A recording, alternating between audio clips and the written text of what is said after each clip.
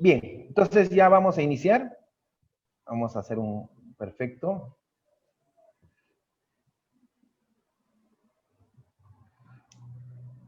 Bien, muy buenas tardes tengan todos ustedes, estimados amigos de todo el Perú. A nombre del Colegio de Contadores Públicos de San Martín y el Grupo Alemán, le damos la bienvenida a esta celebración por el Día del Auditor, en el cual hemos considerado necesario hacer un ciclo de conferencias.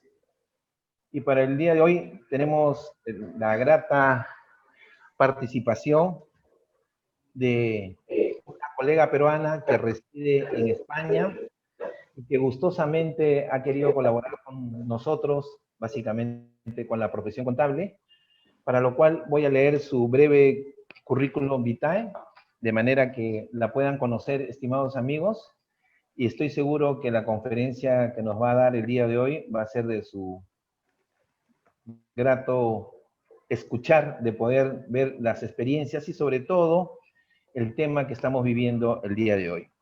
Cintia Barnechea Mendizábal es gerente de auditoría en Ernst & Young España, cuenta con más de 10 años de experiencia asistiendo en servicios de auditoría financiera a clientes, tiene un MBA, atiende a los sectores públicos, sector de energía, gas, manufactura, consumo masivo. Es responsable también de la planificación, supervisión y conducción de evaluaciones de sistemas de control interno y de las auditorías de los estados financieros preparados de acuerdo a normas internacionales de información financiera y normas americanas US GAAP. Bien, sin más preámbulo voy a dejar con Cintia, quien nos va a tocar agudizando nuestro enfoque en fraude cuando ejecutamos nuestras auditorías el 2020. Cintia, muy buenas tardes, bienvenida. Estamos aquí ya en vivo y sobre todo utilizando tu tiempo, porque sabemos que ahorita en España que ya son casi las 12 de la noche y Sí. muy contentos de que estés aquí. Te cedo el micro, Cintia. Ok. Muchas gracias, Luis. Buenas tardes a todos. Primero quisiera mandar un saludo muy cariñoso a todos ustedes por haberse conectado y felicitarlos por el Día del Auditor. Bueno, es una fecha especial para nosotros y bueno, tanto contadores, economistas o administradores que también estén dentro de esta profesión, ¿no? Bueno, decidí hacer este tema porque es muy importante para nuestras auditorías. Lo estoy acotando a auditorías contables y financieras específicamente. Y bueno, al final de la exposición puede haber una rueda de preguntas y voy a estar gustosa de responderlas. Cualquier duda que tengan me las hacen llegar, no hay ningún problema. Bueno. A ver, empezamos.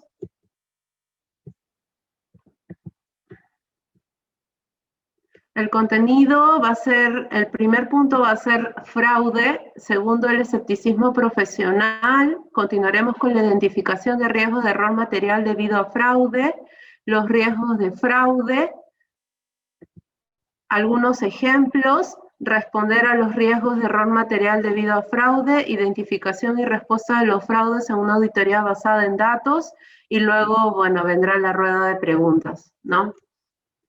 A ver, fraude. Primero quiero empezar diciendo de que nosotros como auditores contables o financieros que vamos a dar una opinión de la razonabilidad de los estados financieros, no tenemos ninguna obligación, no está dentro de nuestras funciones detectar el fraude. La detección del fraude, bueno, viene y es función y es responsabilidad de un auditor forense, del auditor contable, financiero, no. Pero sí está en nuestra obligación haber realizado todos los procedimientos de auditoría para poder detectar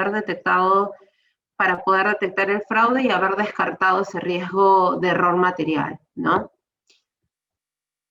A ver, entonces empezamos diciendo que el fraude va a ser todo aquel hecho que sea intencional por parte de una persona o de un conjunto de personas. Entonces, si es un hecho intencional del conjunto de personas que ya se encuentran en una gerencia, sean encargados del gobierno corporativo, directores, partes de algún comité de auditoría, o puedan ser empleados o terceras personas o terceras partes, involucraría el uso de algún engaño para poder obtener una ventaja.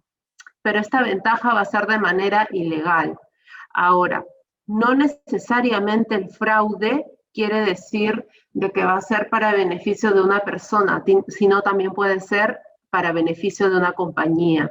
Y no necesariamente tampoco tiene que ser para la obtención de dinero, sino también para la obtención de información o alguna buena posición frente al mercado, ¿no?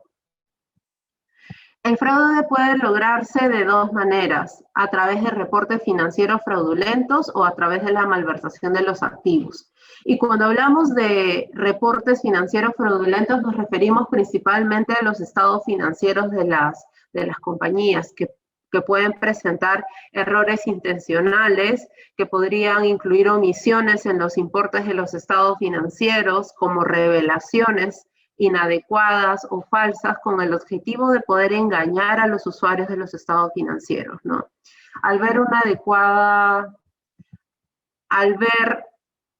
por ejemplo, algún inversionista o potencial comprador de alguna compañía, estados financieros en los cuales presentan, digamos, una buena utilidad, en la que las ventas han sido altas, o por ejemplo, o el working capital es positivo,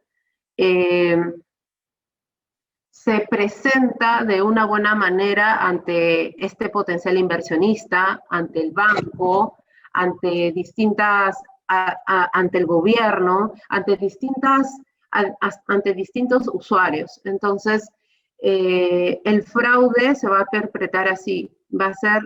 El fraude puede lograrse a través de estos estados financieros, vamos a decir, los maquillados, ¿no?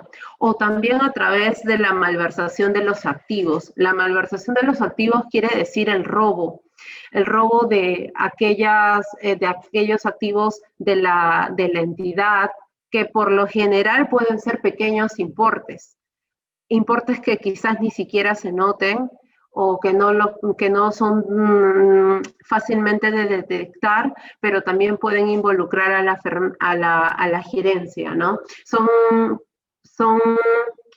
diferencias pequeñas que, por ejemplo, podría estar en una diferencia cambiaria, o en montos tan inmateriales que quizá a veces ni siquiera le prestamos atención, y en un año podría hacerse una bolsa, digamos, de miles de soles, ¿no? O millones, que también se han visto casos, ¿no? Entonces, por lo general, este impacto, bueno, vamos a decirlo así, el impacto generalizado ahora frente al COVID, y es donde mayor énfasis es que debemos nosotros ponerle, ¿no? Han elevado ese atractivo del fraude como una oportunidad potencial para poder estar disponibles frente a estas personas. No sé si está bien llamarlas así, pero digamos estafadores que quieren tener beneficio propio o para la compañía, ¿no? También el fraude se va a ver incentivado actualmente por los acuerdos, por ejemplo, de los trabajos a distancia. Hay muchos trabajadores que, bueno, nosotros estamos laborando desde casa, producto de lo del confinamiento. Ha habido congelación de salarios, impactos en las compensaciones, en general pérdidas en los puestos de trabajo, que están ejerciendo una presión en realidad sobre estos empleados, provocando que cambien sus comportamientos y provocando que también se sientan presionados debidamente a poder cometer estos delitos, ¿no? Entonces, bueno, eso básicamente es un término, es un concepto general acerca del fraude, que bueno, hago hincapié que no tenemos la obligación de detectarlo, pero sí de hacer procedimientos que, bueno, más adelante los vamos a ver, procedimientos de auditoría, porque nosotros no solamente opinamos sobre la razonabilidad de los estados financieros, sino también sobre el control interno de la compañía, ¿no?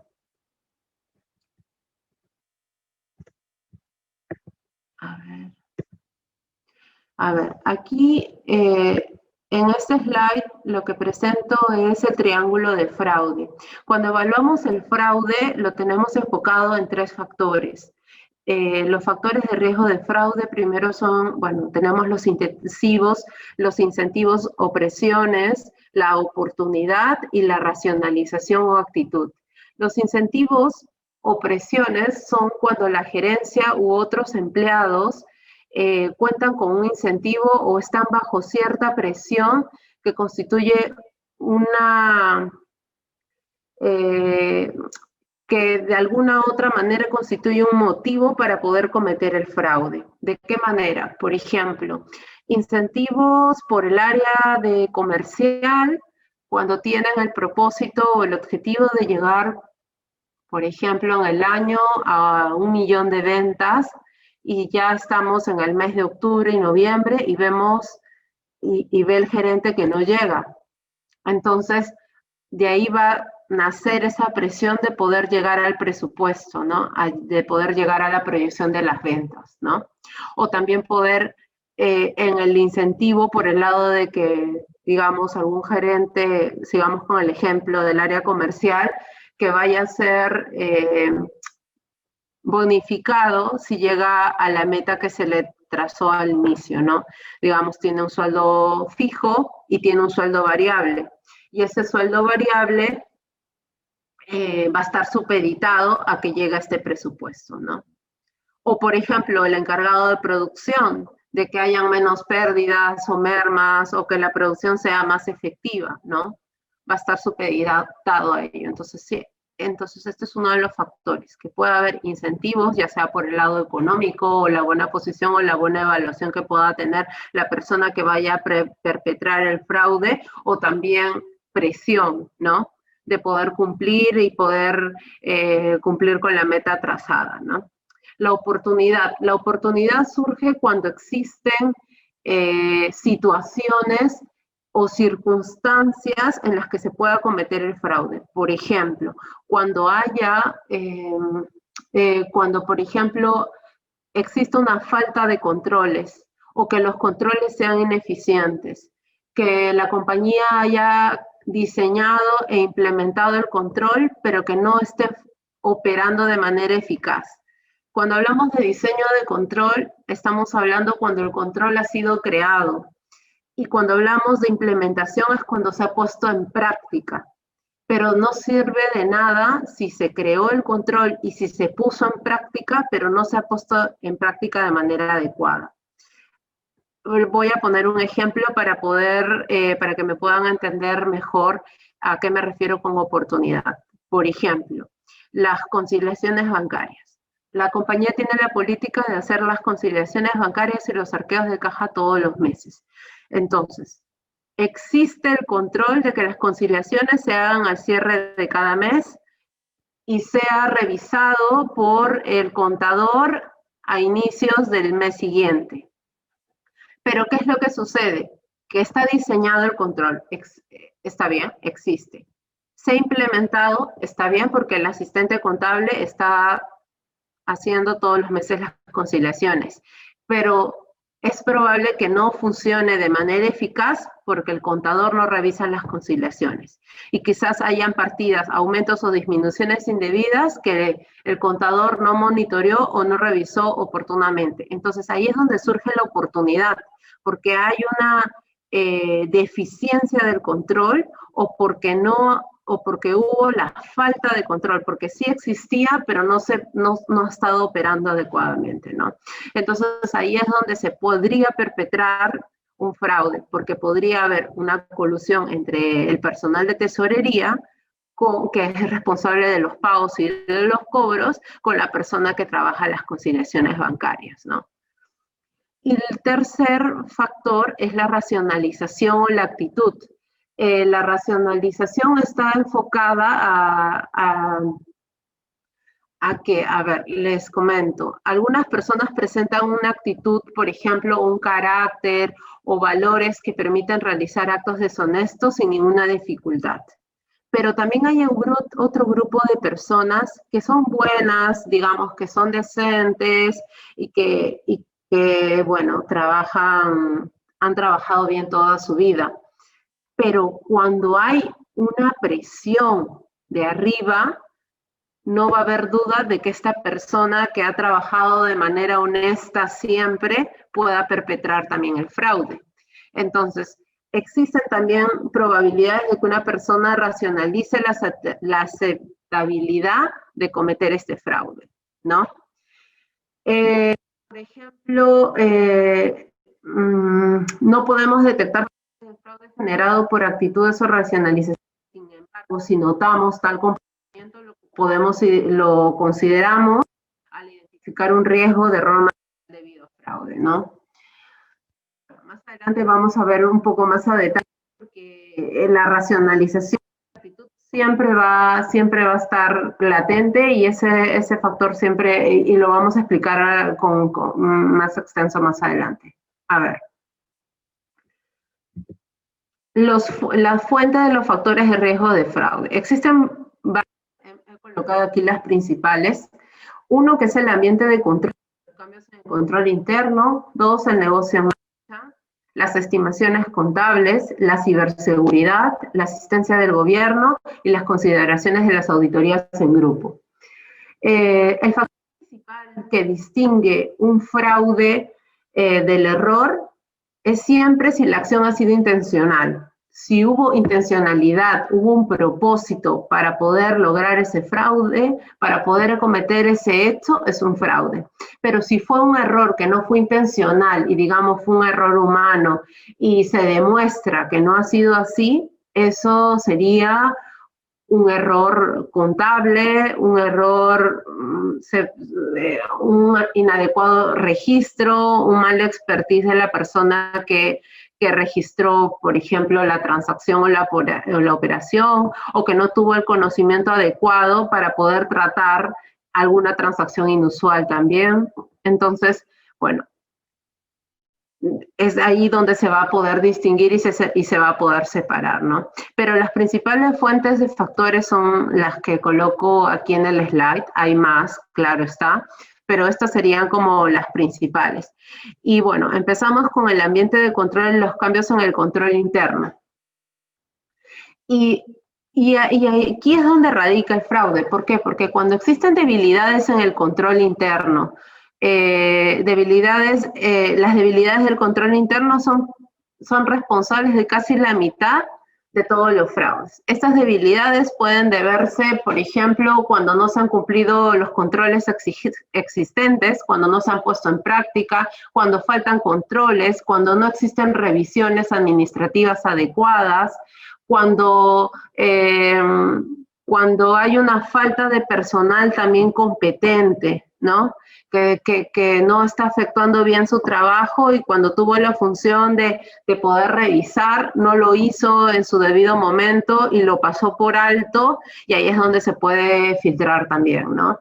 Y que no hay una adecuada supervisión, ¿no? Lo que les comentábamos. Y ahora es que hay que estar alertas porque, bueno, estamos viviendo en una época un poco de incertidumbre a raíz del brote del coronavirus. Ahora, no sé, hay muchas empresas que quizás están retomando recién operaciones, no les ha ido bien durante el año en el confinamiento y han estado cerradas, ¿no?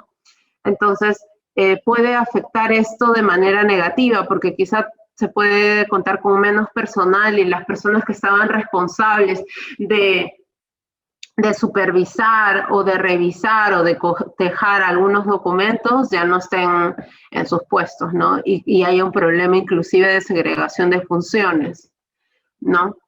Bueno, el segundo punto es el negocio en marcha. El negocio en marcha, ¿por qué? Porque existe una relación significativa entre el posible fracaso de los negocios y el fraude. Todo esto se debe a una incertidumbre.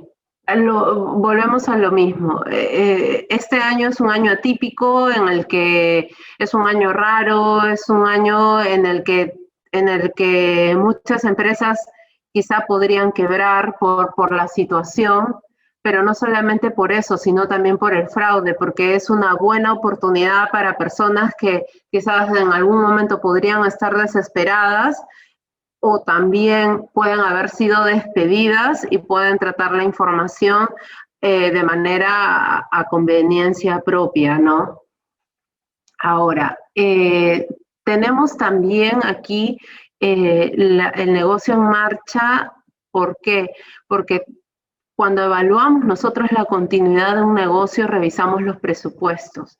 Que si bien es cierto, entramos nosotros, el equipo de auditoría entra con un grupo, entramos contadores, que somos auditores contables o financieros, pero entra también un grupo de, digamos, de economistas que ve valorizaciones, las proyecciones, entran los especialistas de tax que ven las partes de impuestos, de fiscalidad, y entran los ingenieros de sistema quienes nos van a ayudar a hacer las pruebas de controles generales del computador y las pruebas automatizadas.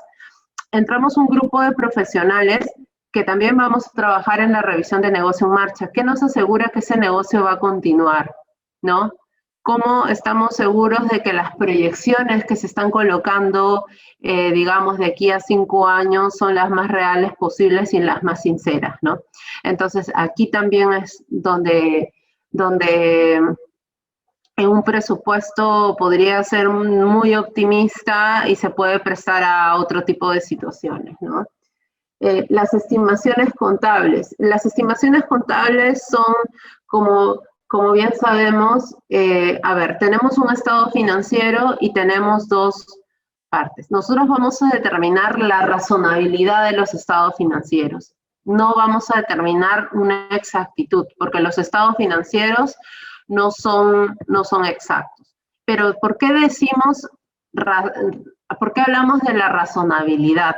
Porque existen en un estado financiero cuentas exactas, por ejemplo, la cuenta de caja y bancos, la cuenta que la conciliación bancaria debería cuadrar sí o sí, pero también estamos hablando, digamos, de la cuenta por cobrar. La cuenta por cobrar al final es una estimación, porque si bien es cierto, hay facturas por cobrar, pero hay una provisión de cobranza dudosa.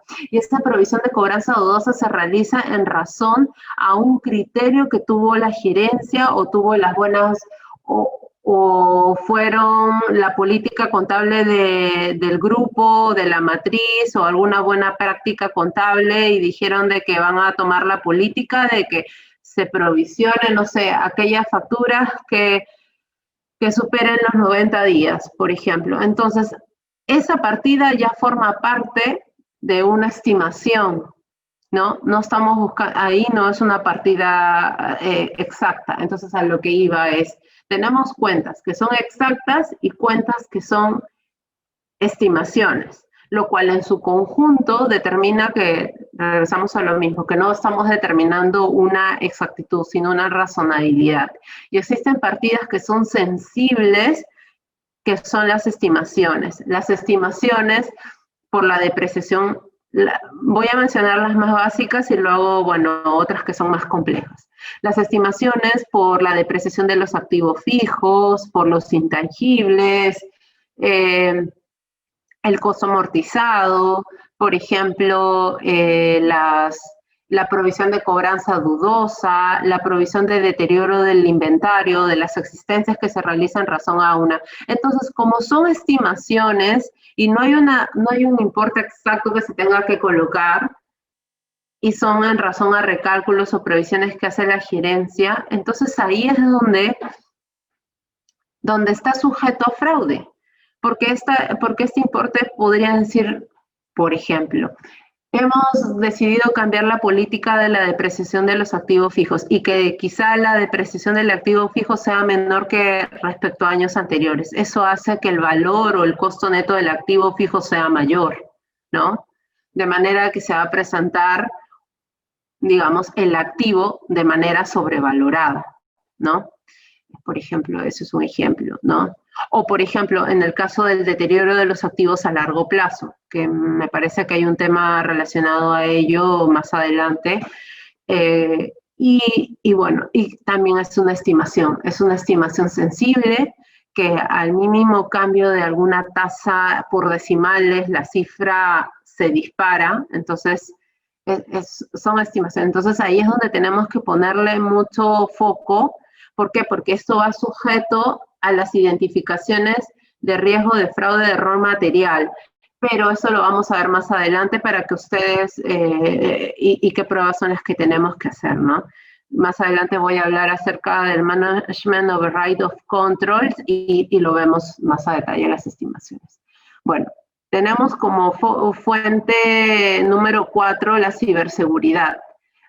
Lo que les decía, que cuando entramos a hacer las auditorías, entramos con un grupo de profesionales y también entramos con ingenieros de sistemas, que si bien es cierto, nosotros revisamos aquellos controles que son manuales, pero existen controles automatizados. Por ejemplo, en el sistema SAP, Oracle, algún ERP u otro sistema. Entonces, esto es lo que hace que el sistema, que el auditor informático es el que revise los controles generales del computador, los ITGCs y los controles automatizados que son los aplicativos, los sistemas que les menciono, ¿no? O quizás algún RP diseñado in-house o por la matriz de la compañía que vamos a auditar. Entonces, aquí nos tenemos que asegurar nosotros al menos de conocer cuáles son los sistemas que se están utilizando, ¿no? Al menos saber cuáles son los sistemas en donde se tiene registrada la contabilidad y la que arroja los estados financieros de la compañía, ¿no? Qué niveles de aprobaciones tiene, ¿no?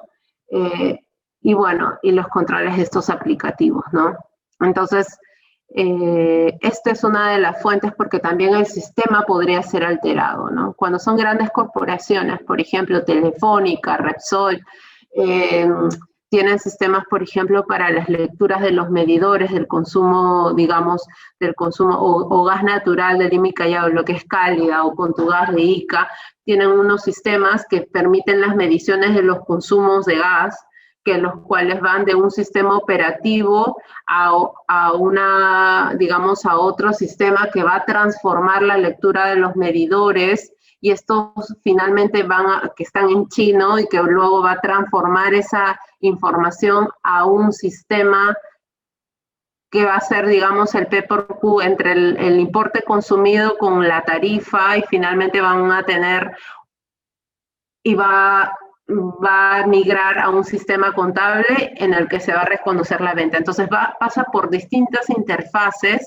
que nosotros, como contadores o, bueno, economistas o administradores, bueno, supongo que hay distintas carreras ahora en la conferencia, que no tenemos el expertise o la capacidad, no es nuestra especialidad. Entonces ahí es donde los ingenieros informáticos van a entrar a revisar esas migraciones.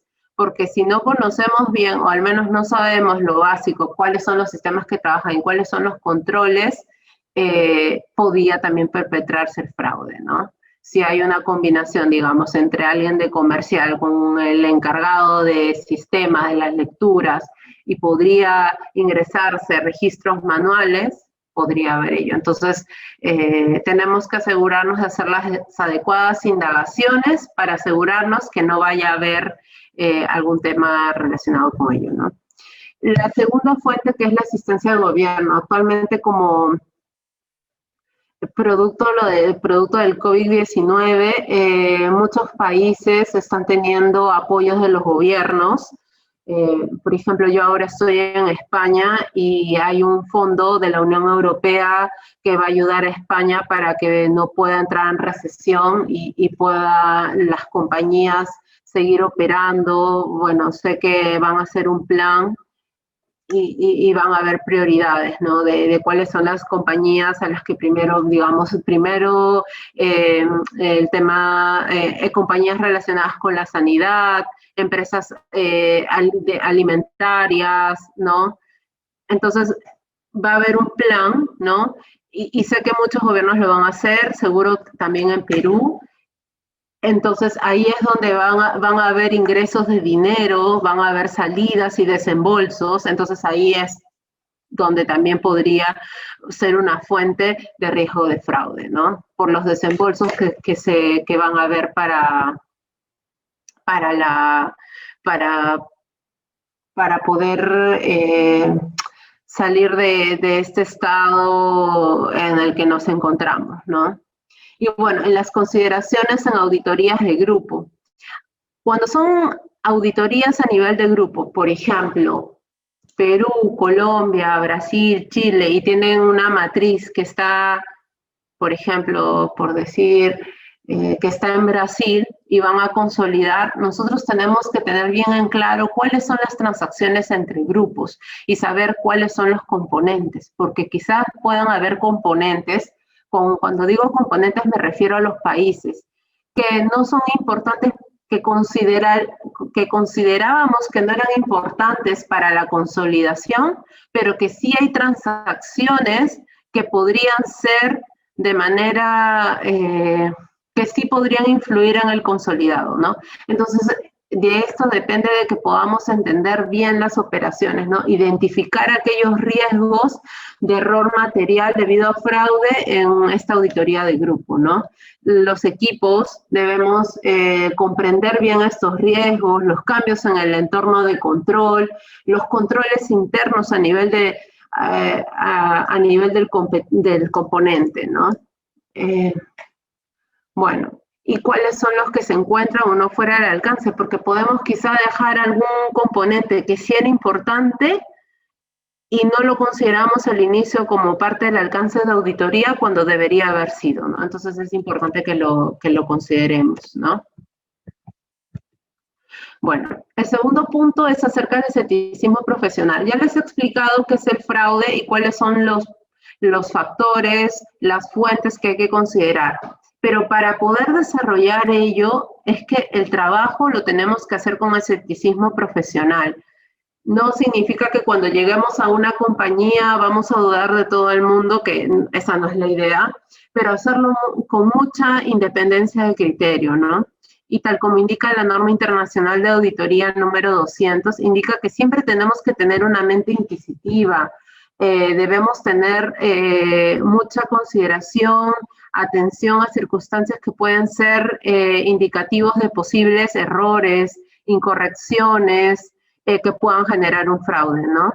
Entonces, si realmente vamos a hacer pruebas, primero tenemos que planificar, luego tenemos que ejecutar nuestras pruebas.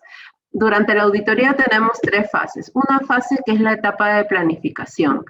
La segunda es la etapa de ejecución y la tercera es de preparación de los informes. En la etapa de la planificación, lo que hacemos es identificar riesgos. Esa es nuestra principal función, identificar los riesgos de fraude, los riesgos significativos y los riesgos inherentes. Ahora estamos atacando solo los riesgos de fraude.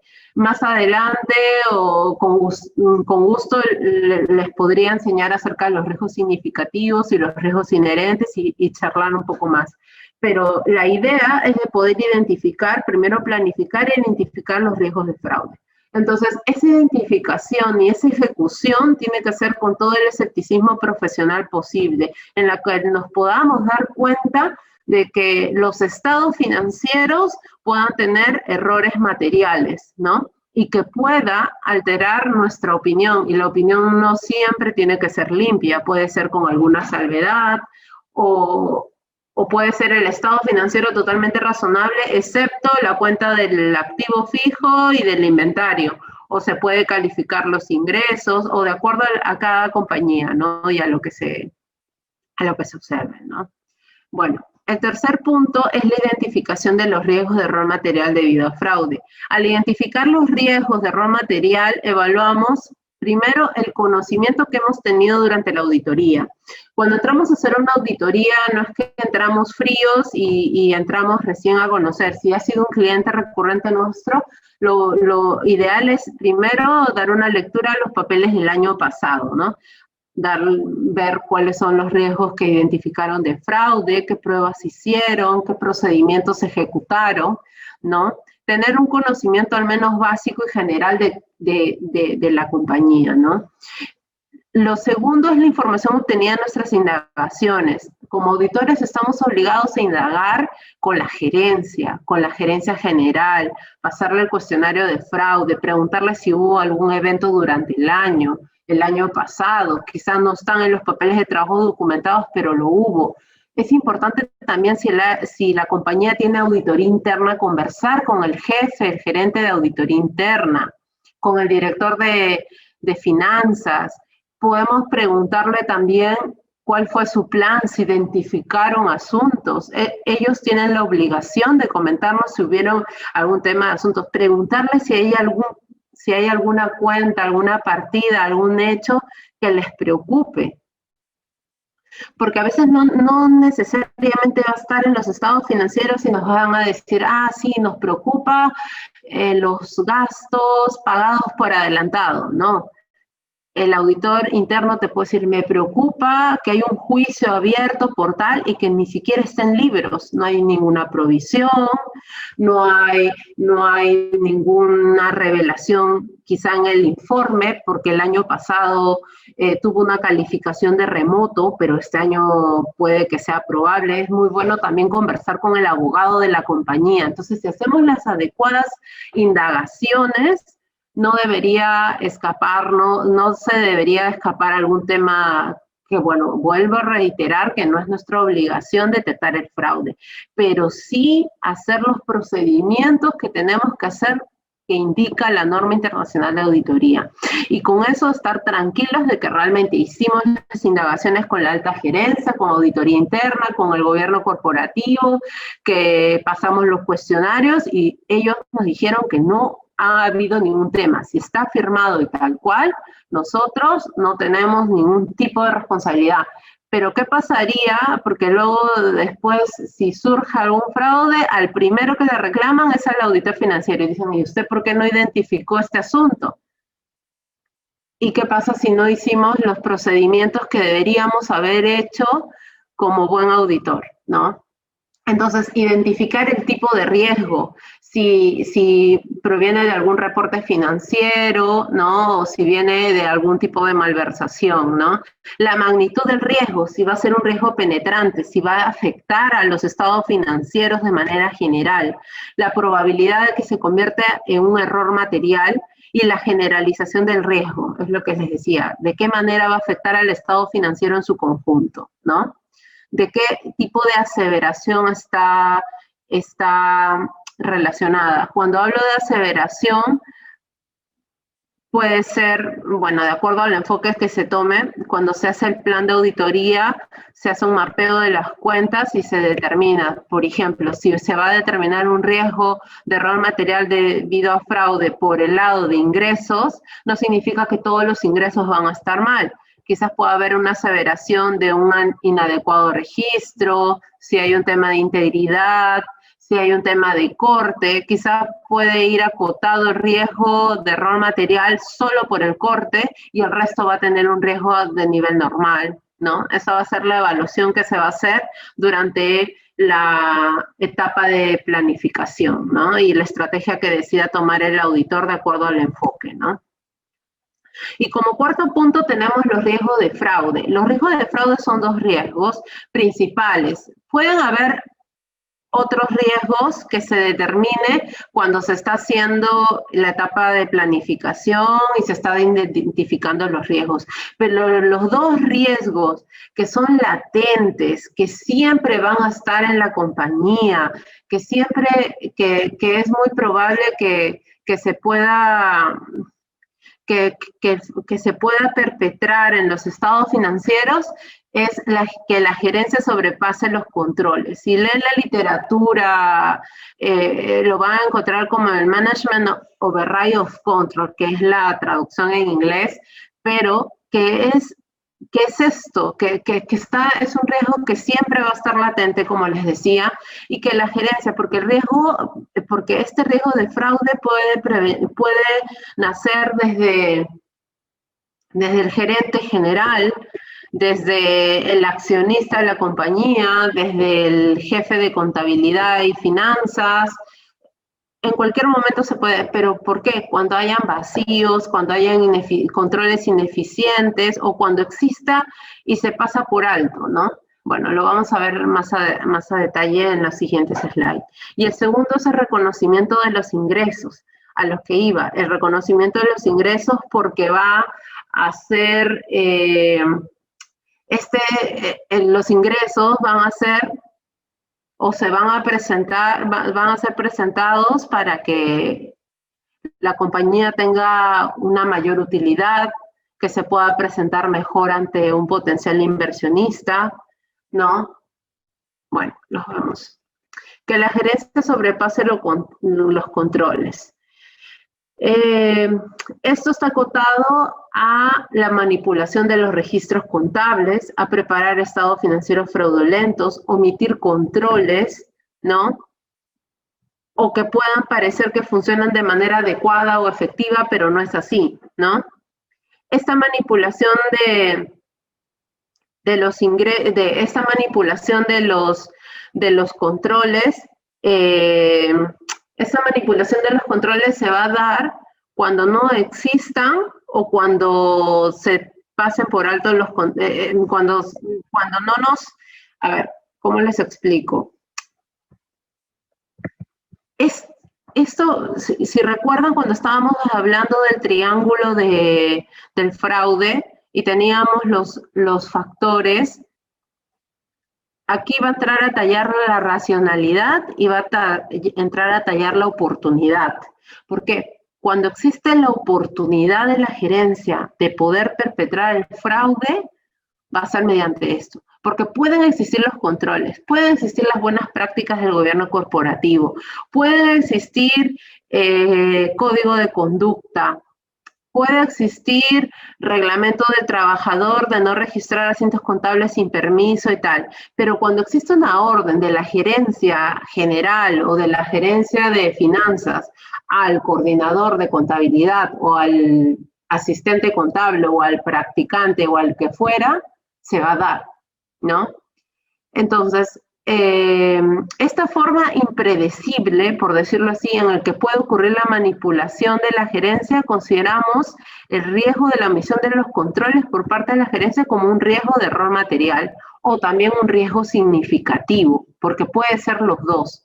Puede ser un riesgo material, un riesgo de error de fraude y puede ser un riesgo significativo también. ¿Por qué significativo? Porque va a afectar de manera general a los estados financieros, ¿no? Aquí he colocado algunos ejemplos para que puedan entender. Igual más adelante, si hay otra duda o podemos poner más ejemplos. Uno de ellos es que se registre o dar instrucciones a otros para que se registren asientos contables ficticios, particularmente en el periodo contable, manipulación de los resultados operativos, eso es lo que les comentaba, ¿no? O para lograr estos objetivos. Registrar ajustes inapropiados, ¿no? O que haya cambios de juicios utilizados al estimar las cuentas. Por ejemplo, cambios de juicios, que la depreciación de la maquinaria, si era a 15 años, decidieron este año que no debería haber sido 15, sino debería haber sido 25 años. Entonces, ¿por qué cambiar la depreciación? Entonces, debe haber algún sustento documental en el que diga, hicimos un análisis y por ende vamos a registrar o hemos registrado un menor gasto y como resultado una mayor utilidad en el ejercicio, ¿no? Si hablamos de una empresa, digamos, manufacturera que mueve muchos activos fijos, que son parte de la operatividad del negocio y que ese gasto menor que se está incurriendo en el año 2020 sea material, ¿no? Ahí sí nos va a impactar. Pero si estamos hablando de una empresa de servicios y han cambiado la depreciación, digamos, de la impresora, o sea, ni nos preocupamos. Por ello que nosotros trabajamos en base a una materialidad. Y si vemos que realmente es importante, entremos a auditar eso, ¿no? Bueno, primero, obviamente, a raíz de la estrategia que se ha definido desde un inicio en la etapa de planificación. Omitir el reconocimiento en los estados financieros, acontecimientos o transacciones que se han producido en el periodo del informe, ¿no? Entonces, la omisión es lo que les decía, que también es importante. Las transacciones inusuales o poco rutinarias es uno de los ejemplos en los cuales también se puede aprovechar o se puede generar una oportunidad para poder perpetrar el fraude, ¿no? Y el segundo, el que les comentaba, como riesgo de fraude, es el revenue recognition. en el que evaluamos el tipo de transacciones, los ingresos que se generan a nivel de riesgo de error material debido a fraude. Si no hemos identificado algún riesgo relacionado, podemos documentar y decir que, bueno, que no lo hay y que solo tenemos un riesgo a nivel de fraude, que es el que la gerencia sobrepase los controles, ¿no? Así como estos, podría haber otro riesgo de fraude que son transacciones entrevinculadas. Quizás son operaciones que se realizan, digamos, entre un país y otro. Ejemplo, aquí España realiza muchas operaciones con Italia y con Francia. Y su único proveedor es Italia, digamos, una empresa comercial. Hay una empresa aquí de retail, de ropa, y su único proveedor es el de Italia. Pero también tienen proveedores, con el que también tienen servicios de back office, de servicios tienen management fees, tienen una serie de transacciones entre ambas compañías. Entonces, ahí también podría haber una oportunidad de riesgo de fraude. Entonces, ahí es donde nosotros tenemos que entrar a revisar, ser escépticos y ver, y quizá podemos catalogar o podemos identificar que podría haber ahí un riesgo de fraude y no considerar el reconocimiento de ingresos, sino las transacciones entrevinculadas. Eso va a depender del conocimiento del auditor que tenga sobre la compañía, el criterio y la estrategia que decida tomar, ¿no? Aquí hay un ejemplo de reconocimiento de los ingresos. Por ejemplo, si una entidad tiene un tipo de transacción, por ejemplo, hablamos de una empresa comercial que solo compra y vende y quizás la venta es al contado o con tarjeta de crédito o de débito, en la cual van a cobrar el dinero en 2 días y se va a entregar el mismo día la mercadería, no habría problema porque quizá hay un control también automatizado en el que se registre cuando se genera la factura, la boleta de venta o el ticket, inmediatamente migró el asiento contable de la venta contra la cuenta por cobrar, digamos la cuenta por cobrar contra la venta y el ingreso a caja. Pero cuando hablamos de otras líneas, por ejemplo, esta empresa comercial que vende electrodomésticos, pero a su vez presta servicios de mantenimiento, no sé, algún tipo de garantía, una empresa filial de estas, o vende también repuestos para cuando se malogra alguna de estos electrodomésticos, entonces tiene varias líneas. Entonces ahí es donde podemos considerar que podría haber un riesgo de fraude de error material, ¿no? Porque el ingreso está compuesto por la venta de mercadería y por las prestaciones de servicios, ¿no? Es un ejemplo pequeño. Pero, por ejemplo, si vamos a Telefónica, Telefónica tiene distintos tipos de ingresos. Uno que es la telefonía fija, la telefonía móvil, tienes el internet, tienes el canal de televisión, entonces tiene tiene diversas fuentes de ingresos, ¿no? Entonces, ahí es donde tenemos que revisar, ¿no? Si es que esta podría ser un potencial riesgo de error material debido a fraude, ¿no? Si vamos a identificar y vamos a considerar como un riesgo de fraude el reconocimiento de ingresos. Bueno, este podría ser que sí, ¿no? Bueno, y como quinto punto tenemos la respuesta de los riesgos de error material debido a fraude. Y aquí he considerado 3 puntos que son importantes. Uno de ellos es la mejora de nuestras indagaciones de fraude en el entorno actual. Entonces, estas mejoras de indagaciones, a lo que les decía es que todos los años estamos obligados nosotros a preguntar a la gerencia sobre el proceso de identificar los riesgos, de cómo la gerencia identifica y cómo responde a esos riesgos, incluidos, por ejemplo, en programas y controles que la entidad o que la gerencia de la compañía ha establecido para poder abordar estos riesgos, ¿no?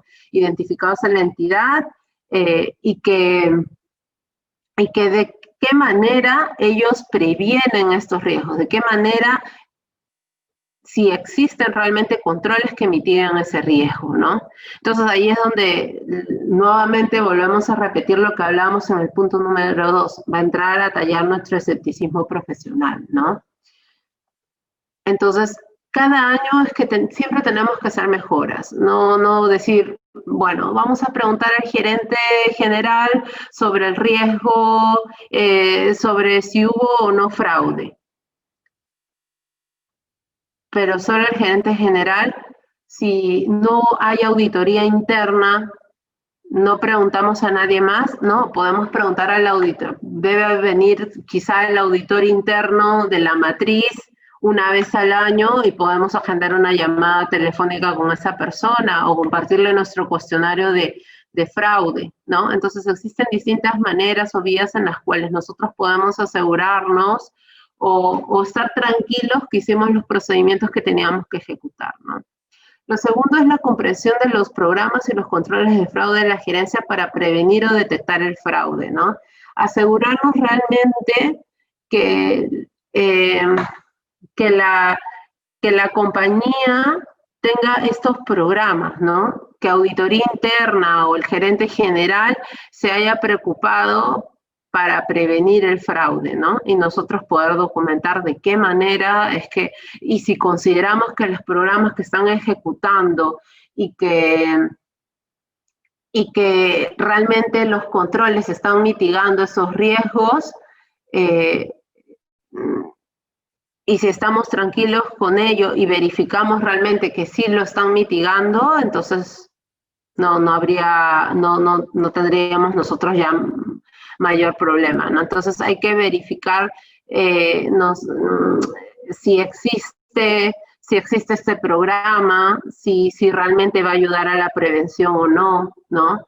Quizá también podamos hacer una carta de recomendaciones o de control interno de acuerdo al servicio que se le desee prestar, pero por lo general nosotros tenemos el servicio de poder determinar una opinión, ¿no? Sobre la razonabilidad de los estados financieros y también presentamos una carta de recomendaciones y de sugerencias, ¿no?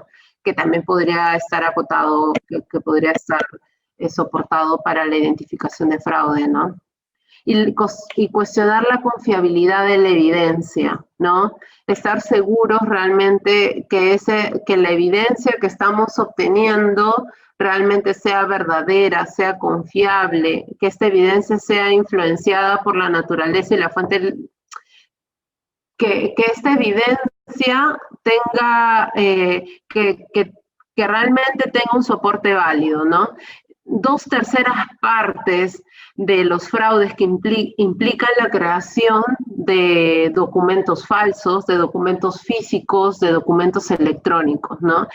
Y más del 60% de los fraudes implica una alteración de los documentos que les comentaba, de los físicos y de los electrónicos. Entonces es un alto índice, ¿no? Entonces, si realmente revisamos una factura o que nos salió en la muestra de ventas o de compras, ¿no? Asegurarnos que realmente sea la evidencia. Por eso que nosotros hacemos pruebas o aplicamos dentro de las técnicas de auditoría, aplicamos confirmaciones de saldos, ¿no?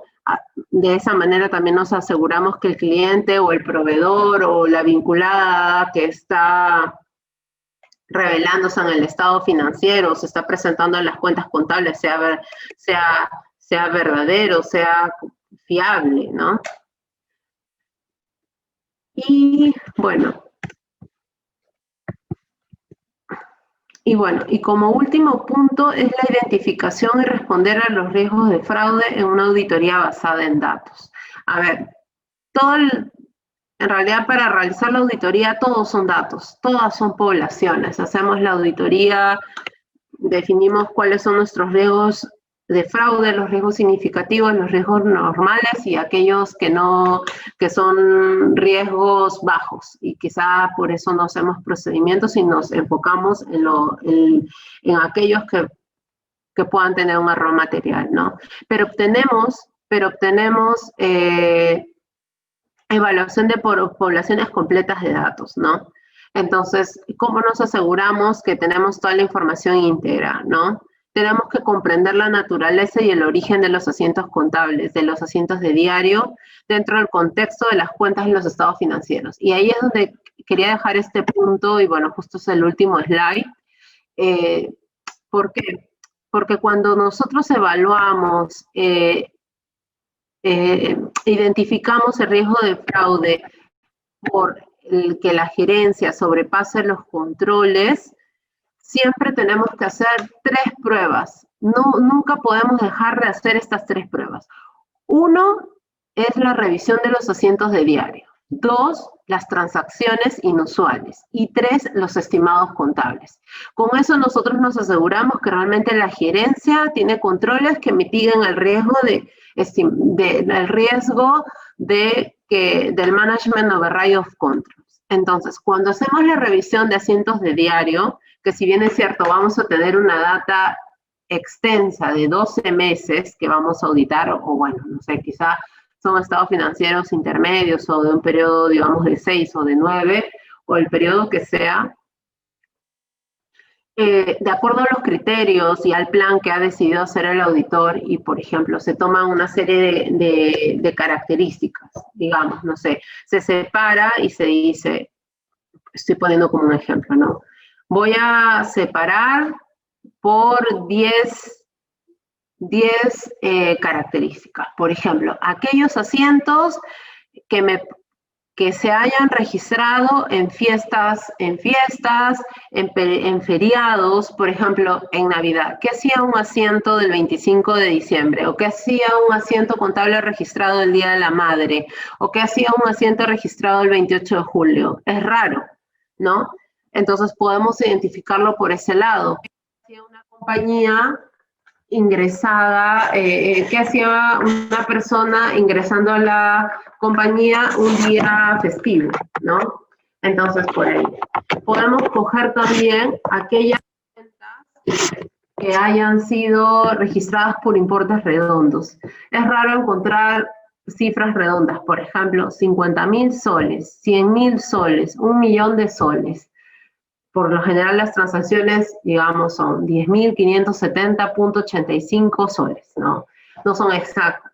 Igual tenemos un IVA que el IGB, que genera finalmente una transacción del valor bruto más el IGB y genera decimales. Pero ¿qué hace una operación de importes redondos? Podemos filtrar también por importes superiores a la materialidad o superiores al error tolerable, ¿no?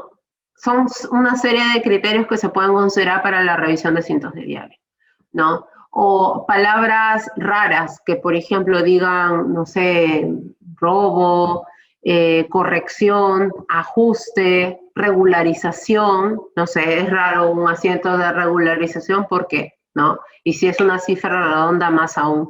Entonces, se puede, en los asientos de diario, tomar distintos enfoques, ¿no? Aquellas personas que quizás trabajen en una firma y tengan algún sistema que les permita hacer esos filtros, por ejemplo, el ELIX les podría ayudar en hacer esos filtros y ya no tener que hacerlos, digamos, con un Excel o de manera casi manual, ¿no? Que sería de gran ayuda, ¿no? Pero si no, recurrimos al Excel y ahí los filtramos, entonces no habría problema. Entonces, la primera prueba que hay que hacer es el journal entry. Lo segundo son las transacciones inusuales. Como había comentado anteriormente, es raro que haya en un año, por lo general, si es una empresa que tiene marcada cuál es la operación, debería haber una transacción inusual una vez al año, una al año o una cada 2 o 3 años. Pero cuando la hay y esta está generando cambios en las políticas contables o en los estimados contables, hay que ponerle mucho ojo, ¿no? Y en los estimados contables, porque ahora a raíz del COVID podrían haber nuevos estimados contables que hay que ponerle más foco, ¿no? Entonces, para asegurarnos que realmente exista un control que mitigue ese riesgo, es que deberíamos hacer esas 3 pruebas básicas. Revisión de asientos contables, asientos de diario, estimaciones y revisión de transacciones inusuales, más el cuestionario o las pruebas de indagación por fraude, y con eso ya estaríamos cubiertos, ¿no? Bueno.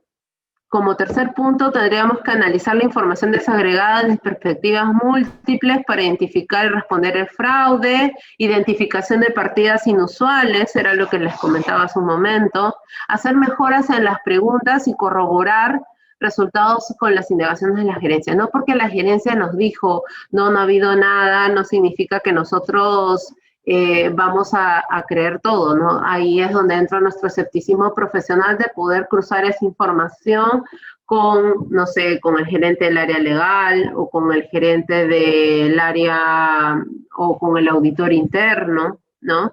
Porque, por ejemplo, he tenido casos en clientes que, no solamente en Lima, sino también aquí en España, que a veces me reúno con el abogado o con el auditor o con el gerente de finanzas y me dicen de que no ha habido ningún tema y que todo está bien, pero el auditor interno sí me comenta temas que le han preocupado. Entonces, es un trabajo de indagación, ¿no? Entonces, de corroborar, de estar seguros que si dos personas me dijeron que no ha habido ningún tema y quedarme tranquilo, ¿no? Entonces, siempre hay que estar escépticos, hay que poner mucho ojo, hay que tener foco en las cosas que vamos a hacer, ¿no?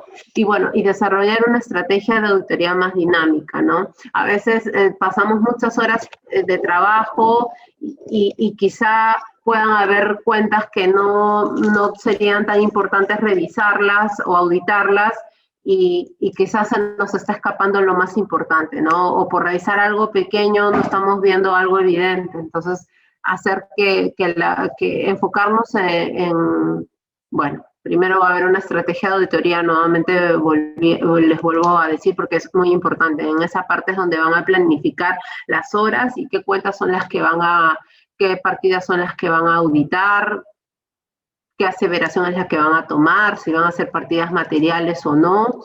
Entonces ahí es donde van a hacer que la auditoría sea más dinámica. La idea es de que cada vez o cada año que pase hagamos auditorías más inteligentes, más prácticas, de manera que ya tampoco no nos estemos ahí sacrificando tantas horas cuando lo podemos hacer de manera y que en realidad nos aporte o que pueda aportar valor a la compañía, ¿no? Bueno. Y bueno, y como último punto, bueno, si hay alguna pregunta o comentario que quieran hacer, bueno, estoy a su disposición. Muchas gracias. Bien, mi estimada Cintia, creo que ha sido muy interesante tu conferencia, bastante práctica y has utilizado el mejor de tus tiempos. Quiero saber si dentro de los participantes hay alguna pregunta, por favor. A ver, como para animar, yo voy a hacerte una preguntita, Cintia, sí, claro. de todo lo que tú nos has comentado. A ver, ahora en esta crisis, los sectores más afectados quizás sean los más propensos a efectuar un fraude para mantenerse en el mercado debido a que está mucho el juicio de empresa en marcha. ¿Qué piensas tú sobre eso, Cintia? A ver, claro, en realidad, independientemente de lo que está ocurriendo ahora por la pandemia y por estos momentos de incertidumbre, ¿no? Que las compañías quieren mantenerse a flote, siempre como auditores debemos hacer pruebas y asegurarnos que el negocio va a continuar, porque cuando hacemos una opinión de auditoría lo hacemos con la idea de que el negocio se va a mantener por varios años más, ¿no? Entonces, sí, el fraude se puede perpetrar también por ese lado. Entonces, lo que tenemos que hacer es, yo lo primero que hago son revisiones analíticas. Por ejemplo, tenemos los estados financieros y verificamos que tenga un capital de trabajo positivo. Por ejemplo, si hubo más deuda y el activo corriente es menor que el pasivo corriente, y hay más obligaciones, ¿cómo se asegura uno como auditor que esta compañía va a poder continuar con sus obligaciones a corto plazo, ¿no? Entonces ahí es donde debemos asegurarnos que realmente esta compañía tenga apoyo de la matriz, ¿no? Si es una empresa que tiene una matriz en el exterior, o cuáles son sus planes, quizás en un futuro tienen la idea de poder hacerse un préstamo o prestarse dinero del accionista y capitalizar esa deuda. Entonces, ahí es donde tenemos que asegurarnos que realmente hay un plan de la compañía, que hay un plan en el que se van a, en el que van a tener para mantenerse a flote, ¿no? Si hay presupuestos, todas las compañías siempre tienen que hacer presupuestos a 5 años. Hay compañías que hacen presupuestos para el año siguiente, no, tienen que hacer a 5, 10, 15 años. Las empresas que realmente quieren mantenerse y que el presupuesto sea lo más sincero posible, ¿no? A veces vemos presupuestos que están proyectados de acá a cada 10 años y el año siguiente dicen que van a vender el doble de lo que vendieron este año, pero ¿cómo? Si estamos saliendo en algunos países en los que ha habido recesión producto del brote del coronavirus. Entonces, que sea lo más sincero posible. Que digan que van a tener pérdida el siguiente año, no pasa nada, pero ¿cuál va a ser su plan de acción para los siguientes años, ¿no? Entonces, como auditores, ahí está nuestra función, ¿no? De asegurarnos realmente, porque ¿qué hacemos dando una opinión razonable de una compañía que es potencial a liquidarse, ¿no? Porque si fuera así, deberíamos estar nosotros en la capacidad de poner un párrafo de énfasis, es decir, es probable que esta compañía, ¿no?, vaya a cerrar el otro año, ¿no? O hay apoyo de la gerencia financiera, claro. Correcto. Un poco utilizar nuestro juicio profesional y nuestro escepticismo sobre estos temas. Sí, sí, claro que sí. El escepticismo profesional siempre tiene que estar latente. Claro, no podemos llegar a la compañía pensando que todos son malos y no, pero siempre tiene que estar el escepticismo profesional de ver, de evaluar, de indagar, de constatar, de corroborar, cruzar información, ¿no? De esa manera al menos nos vamos a sentir tranquilos, ¿no? De que la opinión es razonable y si hubo fraude, estuvo pero muy camuflado, que hicimos todos los procedimientos y no se detectó, ¿no? Correcto. Bien, bueno, te digo que no hay preguntas, entonces cuando no hay preguntas es porque creo que se ha entendido todo o está, a ver, acá creo que hay, a ver, acá Sí. Jaime nos pone, ¿el auditor financiero está preparado para el futuro? A ver, quiero ver un ratito esta pregunta. A ver. Dice, ¿el auditor financiero está preparado para el futuro a raíz de los cambios tecnológicos bajo los efectos del COVID por esta pandemia? ¿Está preparado para el futuro? Ahí creo que también lo puedes leer. Es que, sí, ahora sí, ya es que no te escuchaba muy bien, pero sí, ya lo he visto. Es que en realidad depende de cada uno, ¿no? Conforme va avanzando, ahora la idea, bueno, por ejemplo, en Europa y lo que se estaba manejando en las firmas hasta donde estuve trabajando ya hasta el 2018 en el Perú, hasta el 2018, es que cada año se está tratando de que las auditorías sean de manera más inteligentes, en el sentido de que nos permita ir de la mano con la tecnología y con nuevos programas. Por ejemplo, nuestras pruebas de auditoría todos los colgamos en un sistema en las que nos permita juntar todas las evidencias, pero para poder determinar o seleccionar una muestra es que trabajamos, por ejemplo, con un sistema, puede ser el ACM, el ELIX, hay muchos sistemas. Entonces, que cada año es que se van actualizando, que se van renovando, que van saliendo nuevas. Entonces, depende de nosotros de estar preparados para esos cambios tecnológicos, ¿no? Ahora, en la firma ahora en Ernst & Young que estoy trabajando, hemos entrado con el EY ELIX, que obviamente los chicos de 20, 22, 23 años están con todo, y es mi responsabilidad, ¿no?, de poder investigar, estudiar, como educarme cada vez más. Entonces yo creo que sí lo vamos a estar, el auditor financiero sí va a estar preparado, pero sí también nos preocupamos nosotros mismos, ¿no? Con de estos cambios, ¿no? Hay que fortalecer nuestros temas tecnológicos con mucha más fuerza que antes, quizás, ¿eh? Sí. Correcto. Bueno, y para cerrar con esta pregunta que nos ha puesto Antonia Jova, Camino Vilca, de los factores de riesgo expuestos, ¿qué otros factores existen? Existen varios factores. Por ejemplo, a ver, yo había comentado ambiente de control, negocio en marcha, pero por ejemplo también hay asuntos específicos de las entidades y del propio sector. Por ejemplo, si son del sector farmacéutico, ¿de qué manera les ha podido impactar, no? Porque, por ejemplo, a raíz de la pandemia hubieron varias industrias que proveían ciertos fármacos que, digamos, tuve un cliente que fármacos para el estómago u otras no relacionadas con las vías respiratorias y la pasaron muy mal, ¿no? Porque se cerró todo lo que era sanidad, solamente atendía a gente del COVID, o era su prioridad, ¿no? Entonces, va más acotado al tipo de industria. Por ejemplo, asuntos específicos como el sector del lado comercial o retail estuvieron cerradas durante la pandemia, ¿no? Durante el confinamiento, mejor dicho, ¿no?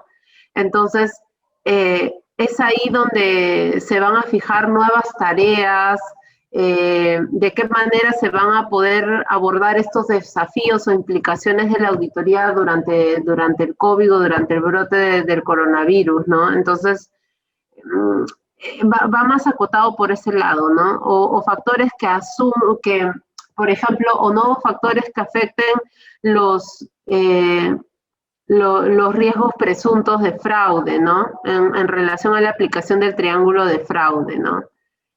Pero las que he mencionado son las principales, ¿no? Eso va más acotado, por ejemplo, a temas más específicos, ¿no? A industrias, ¿no? Pero seguridad, empresa en marcha, estimaciones contables, ambiente de control, es lo que siempre va a haber, o sea, esas siempre van a ser las fuentes, ¿no? Correcto, Cintia.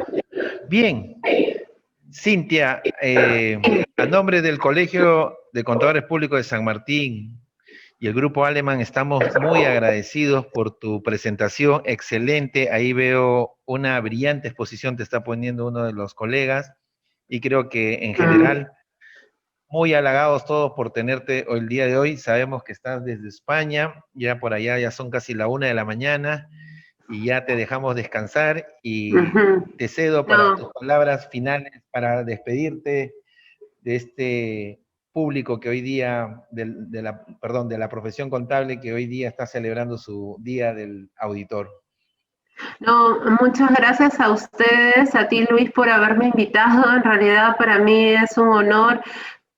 Yo en lo que pueda aportar, en lo que pueda ayudar, compartiendo un poco mis conocimientos, y lo digo de manera humilde, en todo lo que pueda ayudar a aportar con experiencias, de las cosas que estoy viviendo aquí, o de experiencias que haya tenido en Lima, en la firma, en Perú. Yo con gusto siempre voy a apoyar a los colegas. Entonces, gracias a ustedes, nuevamente les reitero y les mando muchos cariños, y qué bueno que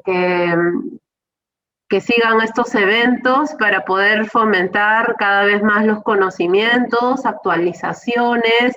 Siempre tenemos que estar a la vanguardia.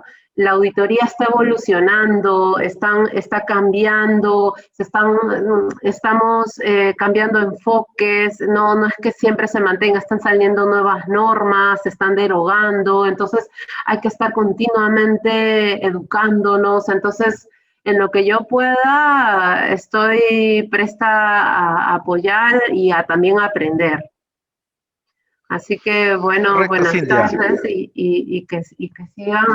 Ojalá que les haya ayudado un poco mi exposición, y bueno, a los colegas que vienen después. Correcto, Cintia. Muchas gracias por estar ahí y te reitero nuestro agradecimiento por tu excelente exposición y por tu manera tan humilde como la has presentado. Y no dudamos que próximamente vas a estar con nosotros, así que ya estás comprometida. Así que muchas gracias y a Gracias, descansar. Y a gracias, un descansar, Cintia. abrazo. Gracias. Adiós. Gracias. Cuídate mucho. Gracias.